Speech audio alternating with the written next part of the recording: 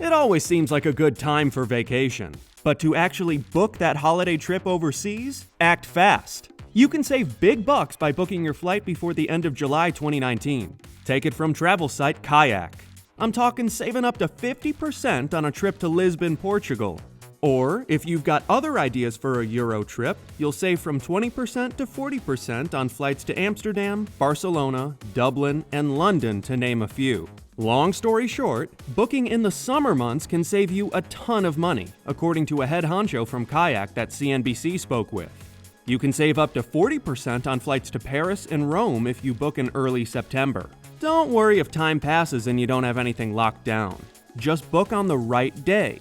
Tuesdays, Wednesdays, and Thursdays are best, according to a travel expert at flight and hotel website hopper.com. A travel blogger Self Magazine spoke with says another tip is to fly out of an airport that's a bit farther away from home. You could end up saving money. Saving time is another story.